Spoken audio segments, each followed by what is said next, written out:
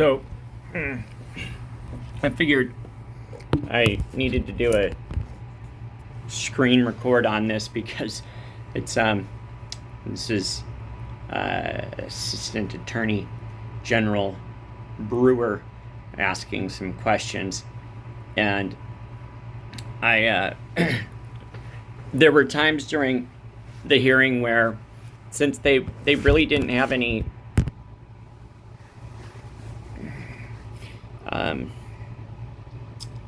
what's the right word, evidence that what I did was practicing below the standard of care. This day that I'm getting questioned, the CDC had walked back all their demands that we distance and mask, and said we can basically use our own judgment. And I found that out after the hearing. But there was just parts of me that felt cautionary about how I answered some of the questions. Did you write your own mask exemption or get it somewhere else? In the context of not wanting a provider to get in trouble.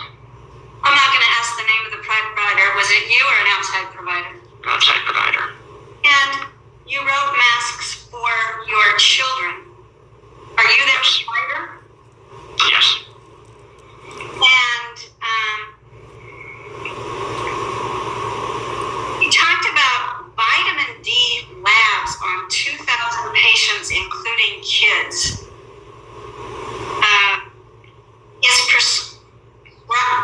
Is getting lab work on all your patients a regular part of your practice? Lab work on kids, like how often do you do that? In general, no. In an otherwise neurotypical child, no. My practice became a far more specialized practice, where I would get lab work and I would add vitamin D because I was getting. I'm also quite hoarse. I had been talking quite a bit, and drinking water was apparently disturbing.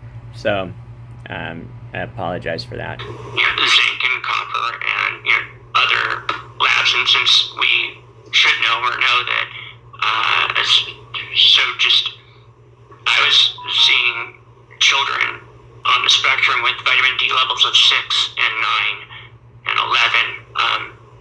That's so devastating to the foundation of the body that to not have those labs would do a disservice to my ability to help them. So I could have excluded it, but then I would have had to apologize for why I chose not to thoroughly do a workup.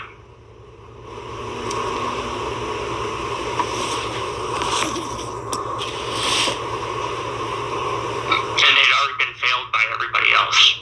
So I was like, I'm not going to fail them. I understand. And I'm sorry to skip around, but that's kind of how It's okay. How did you find Dr. Schwelt? Yeah, I got that right. I think it was Schwelt, and I think you said he was a dentist. That's what you really mean. No. He's a quadruple board certified physician. So how did you find him? Google. And I'm sorry, to go back to vaccine exemptions, can you tell us how many vaccine exemptions you wrote?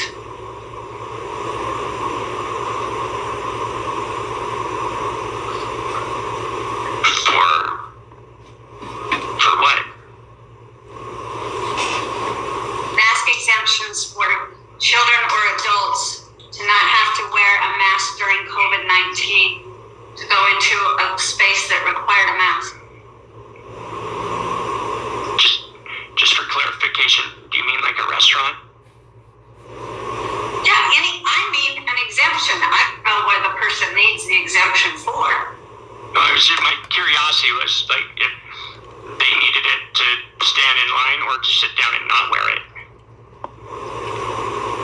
You seem to be the expert about mask exemptions. Maybe you can tell us about what you wrote and what they were for and what the distinctions are during the pandemic.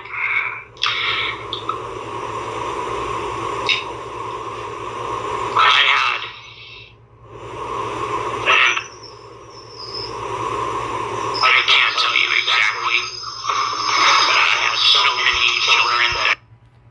So Klaus hit his mic on, and so it creates all this feedback. It's annoying.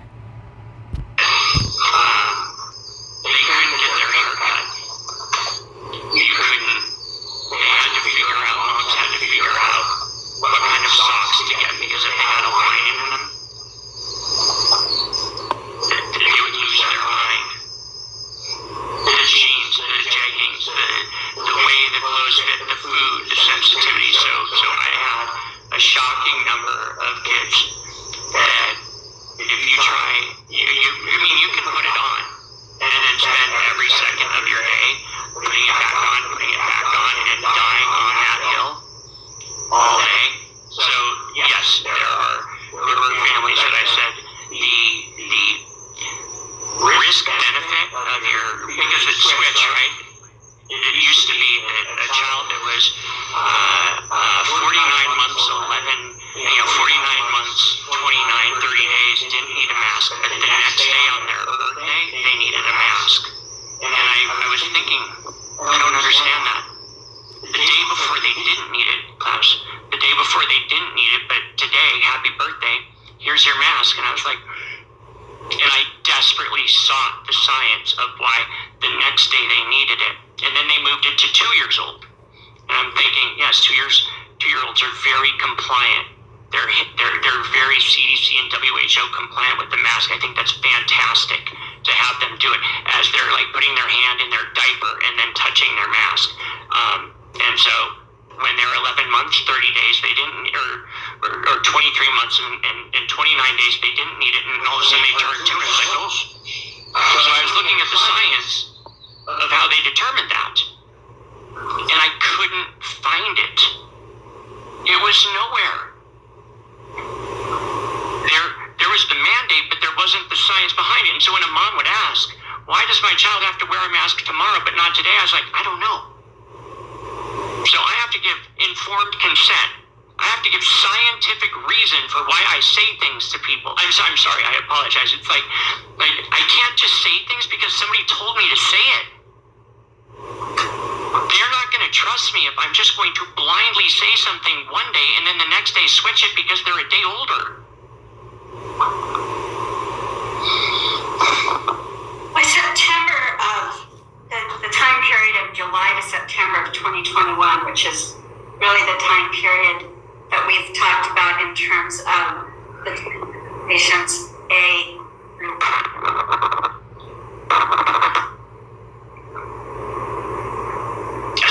In addition to studying the FLCCA protocols, and you've said you did study those and that you admire Dr. Corey and Dr. Merrick. By then, had you read the available peer-reviewed literature regarding ivermectin? So here, I sort of threw ivermectin under the bus because the almost entirety of their case was about patients that weren't mine, that were hospitalized in the ICU, and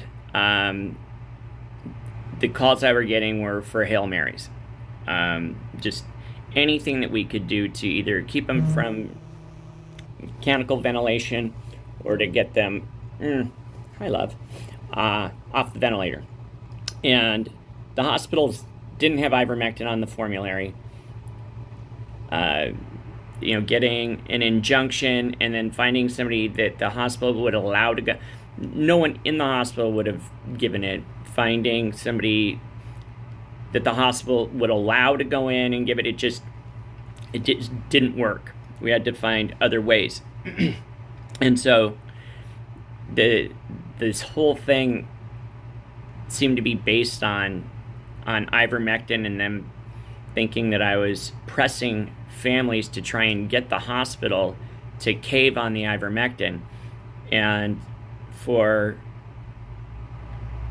the vast majority of people that I was able to get out of the hospital, it was either convincing the doctors to, or PAs or NPs, to treat their secondary bacterial pneumonia, put them on antibiotics, switch from 6 milligrams of dexamethasone to, 80 plus milligrams of methylprednisolone, adding monoleuc acid, etc. So I just have to preface that I'm going to say something about ivermectin that's solely about my case and not my view on it being one of the most miraculous medications I've ever seen, that I've ever used. Got it right here. Had it for breakfast. Anyway. If we just simply took ivermectin off the map, just literally there was no such thing as ivermectin, I'd be grateful. I mean, apart from its benefits in post-COVID, And if you wiped ivermectin out of the entirety of it, hospitals did not have it on their formulary. The thing that I was worried about is if I had a severely ill patient and they said, I don't tolerate steroids, and I'd think, holy cow, I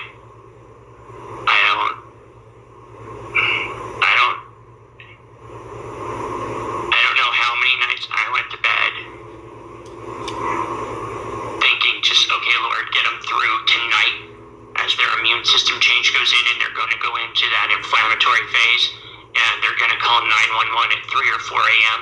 It wasn't the ivermectin that mitigated that, right? I mean, sure, it's helping like block the ACE2 receptor in the lungs. Yay, that's awesome. But if they're day 8, 9, 10 and viral replication is over and they're into the inflammatory phase, it's going to have benefit, but without the anti-inflammatories and antihistamines as they go into mast cell activation, I'm not reliant on ivermectin.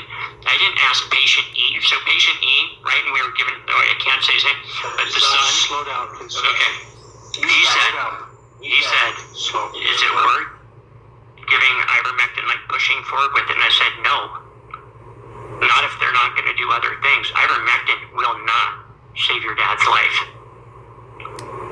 If they don't do these other things, right? Like I didn't, the people that I was able to collaborate with so that's where, like, I don't know. It could have, except he went into the hospital with severe sepsis. He had been running 103, 104 fever for 4 days. They put him on a severe sepsis protocol. He was supposed to get antibiotics. He had bilateral infiltrates.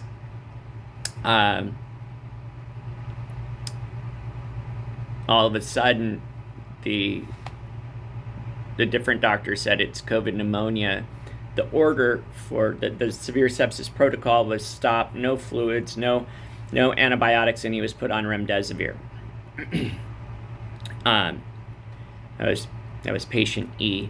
The story gets infinitely worse as I read through the entirety, since they graciously sent me the 800 pages of his, well, I know there's way more than that, but they sent me 800 pages of his hospital record, and it's so disgusting looking at how they killed him.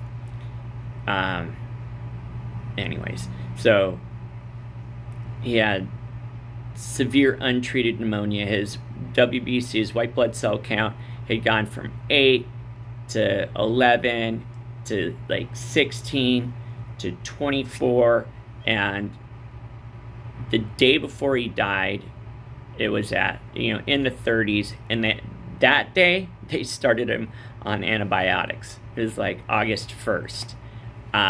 He was already on a ventilator. So that's when they finally started him on the antibiotics. I was desperate to. We didn't even talk to the doctor. We were on the phone most of the night. The family, the son was calling, and I would be added onto the phone. And that's who we're talking about, and his uncle had gotten a court injunction earlier that day, which I didn't know about. Anyways.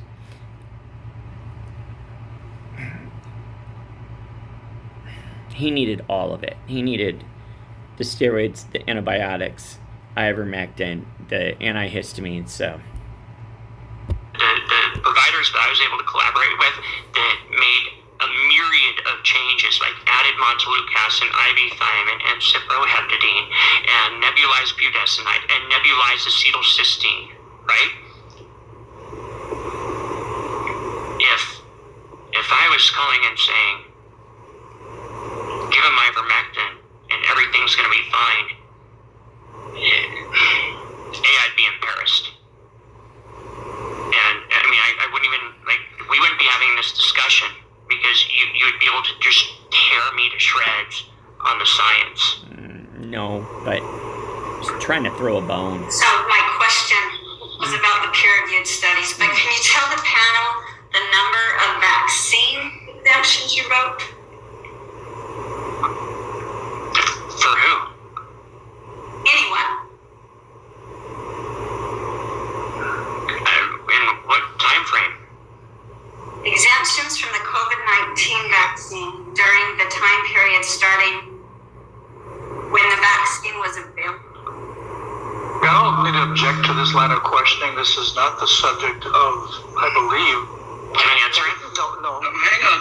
Any of the statement of charges, and it's opening up a whole new. So that was a small snippet of the 5 days of the hearing. Good times. How do I